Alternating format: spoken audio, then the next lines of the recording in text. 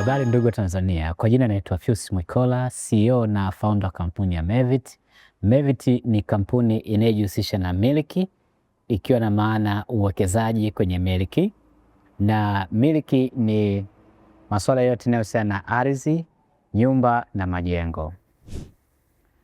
Leo nitazungumzia vyanzo vya migogoro kwenye miliki. Kabla hapo niko takribani miaka 10 kwenye miliki na nilianza nje ya nchi. Nilianzia nchi za kusini mwa Afrika, yani kuanzia South Africa, kenda Swaziland, Mozambiki, Mauritius, baadaye nilirudi Tanzania.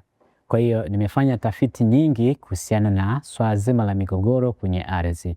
Leo nitazungumzia kwa upande wa Tanzania, na migogoro hii tumeiweka kwenye makundi makubwa mawili. Kundi la kwanza tunaliita kundi la watu, na kundi la pili ni kundi la kiutawala na sheria. Kundi la kwanza ambalo ni kundi la watu, hapa tutaangalia sababu ambazo tutakuwa tunazitaja, na hivi vyanzo vitahusisha watu, yani wamiliki, pia itahusisha madalali, kampuni na taasisi mbalimbali ambazo kundi hili lote tunaliita kama watu, kwa sababu kampuni, taasisi nazo zinapewa utu wa kuwa kama mtu. Na kundi la pili ambalo ni kundi la kiutawala na sheria, itahusisha masuala ya sera na masuala ya watumishi pamoja na utawala kwa ujumla. Nianze na chanzo cha kwanza kabisa cha migogoro kwenye ardhi ni mauziano ya kienyeji. Mauziano ambayo hayajafuata utaratibu, kwa mfano hayajawa na mkataba au hayajahusisha wanasheria kwenye masuala ya mkataba na serikali za mtaa, au pia hayajataka kushirikisha ndugu. Hii huwa mgogoro unakuja kuzuka pale ambapo aidha mnunuzi au muuzaji akiwa ametoweka duniani, na upande wa pili labda haujawa na mkataba na au haikuweza kushirikisha ndugu au watu karibu na pale, yani majirani. Chanzo cha pili cha vyanzo vya migogoro kwenye ardhi ni maeneo kutopimwa. Hii huwa inaleta migogoro kwa sababu miji inapokuwa inakuwa na maeneo mengi yakiwa hajapimwa na kupangwa, watu wanauziana kwa hatua za miguu. Kwa hiyo inapokuja kwenye swala la upangaji, upimaji, linakuja kuleta utofauti. Mtu anapokuambia mimi mpaka wangu ni eneo hili, mpaka wangu mimi ni eneo hili. Nikija kupangwa kiwanja labda kinaingia pande mbili, au labda shamba linapokuja kupangwa linaingia sehemu mbili, kwa mfano kwa maeneo yale ya vijijini. Sababu ya tatu ni kukosekana kwa uaminifu. Sekta ya ardhi, yani sekta ya ardhi, nyumba na majengo imekuwa na walakini zaidi inapokuja kwenye swala la uaminifu. Watu wengi wanakuwa sio waaminifu. Kwa mfano, uwepo wa madalali na wauzaji ambao hawana uaminifu, wanaweza wakauza sehemu moja mara mbili, yani kwa watu wawili tofauti. Baadaye hao watu wawili wanapokuja kukutana kwenye sehemu moja, inakuja kuleta mgogoro, na kutatua mgogoro huu inachukua muda, kwa sababu migogoro kwenye ardhi huwa inahitaji kipindi kirefu. Mahakama, mabaraza ya kata, kote huko kumejaa migogoro ya sehemu moja kuuziwa watu wawili. Sababu ya tatu au chanzo cha tatu ya migogoro kwenye ardhi, hiki ambacho nimekizungumzia cha kukosekana kwa uaminifu, ndio chanzo ambacho kwa sasa hivi miji mingi Tanzania, kwa mfano Dar es Salaam, mkoa wa Pwani, Dodoma, Morogoro, Mbeya, Arusha, Iringa, imekuwa katika utafiti wetu tumegundua ni mojawapo chanzo ambacho kina kesi nyingi. Chanzo cha 4 cha migogoro kwenye ardhi ni ongezeko la watu na ufinyu wa maeneo. Tanzania ipo kwenye ukuaji mkubwa sana wa miji, na kukua huku kwamba watu wengi wanatoka maeneo ya vijijini kuja maeneo mjini.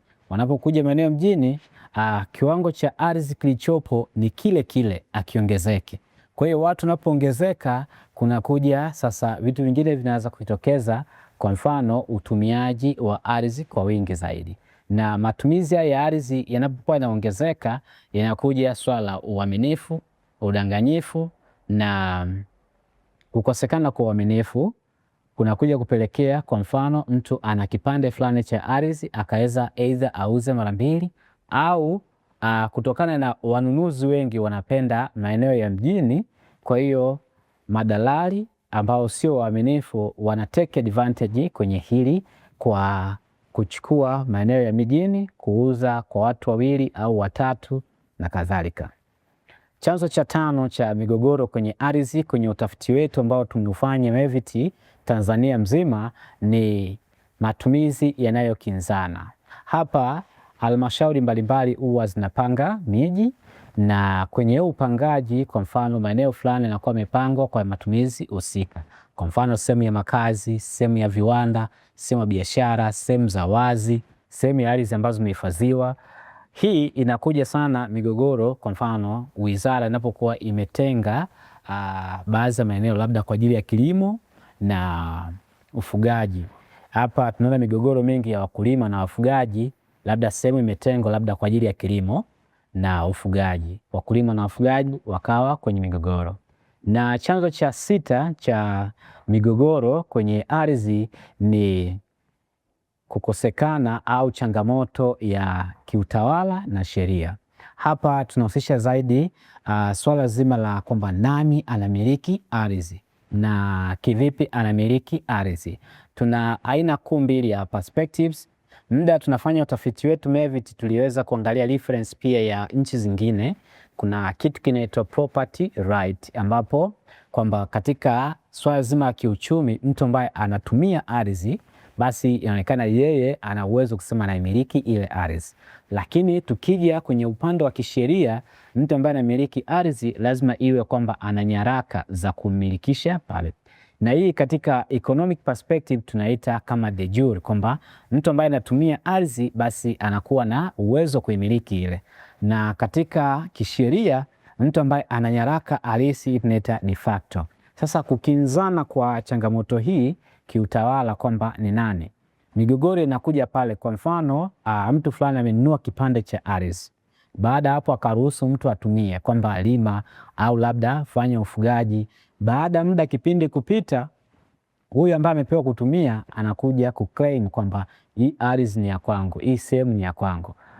Huyu anakuwa na nyaraka. Kwa hiyo mahakama zinakuwa na wakati mgumu kuja kuamua kwamba nani anatakiwa amiliki ile ardhi.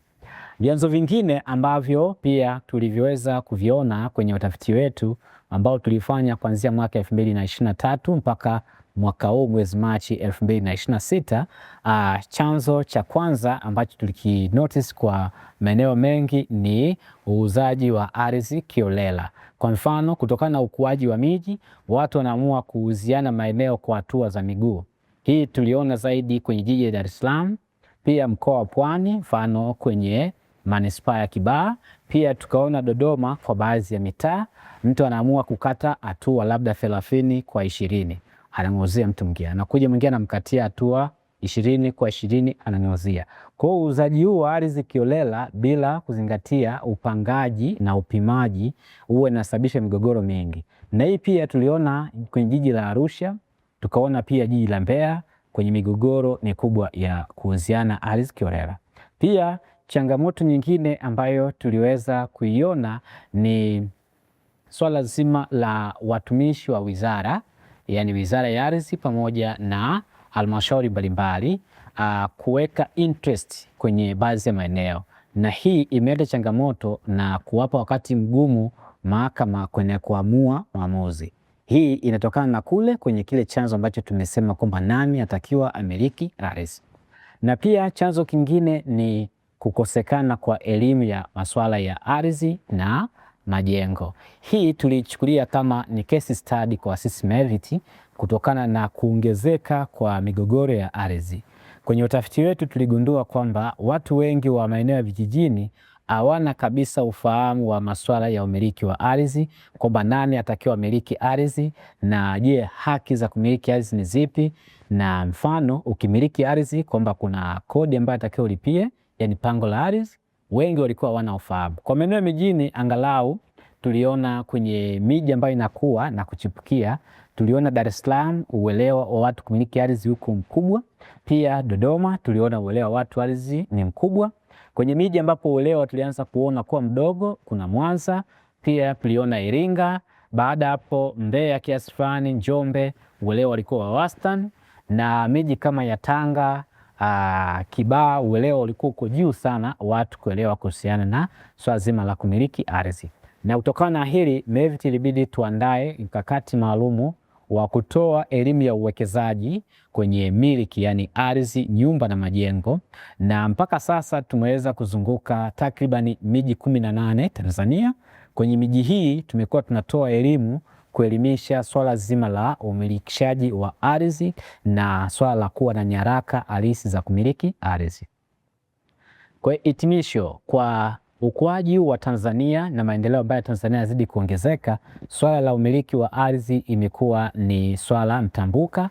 Kila mtu anataka kumiliki ardhi, kwa hiyo ushindani kwenye kumiliki ardhi umekuwa mkubwa, ila tunatoa ushauri kwa watu ambao wanataka kumiliki ardhi, kwanza kufuata utaratibu unaotakiwa, lakini kununua ardhi salama. Ardhi salama ina maana kubwa, kununua ardhi ambayo imetengwa kwa matumizi husika. Kwa mfano, usiende kuvamia. Kwa tuliona changamoto ya wananchi, kwa mfano maeneo ya vijijini, kwenda kuvamia sehemu za ardhi tengefu kama mapori yaliyotengwa kwa ajili ya mbuga za wanyama, pia hifadhi, au kwa maeneo ya mijini pia kwenda kuvamia sehemu za wazi ambazo halmashauri husika imetenga kwa ajili ya maeneo ya wazi au kwa ajili ya barabara. Changamoto yake inakuja migogoro mingi sana pale ambapo halmashauri au wizara wanataka kuitumia ile ardhi. Karibuni sana MEVIT Company Limited muweze kufahamu uwekezaji wa masuala ya ardhi.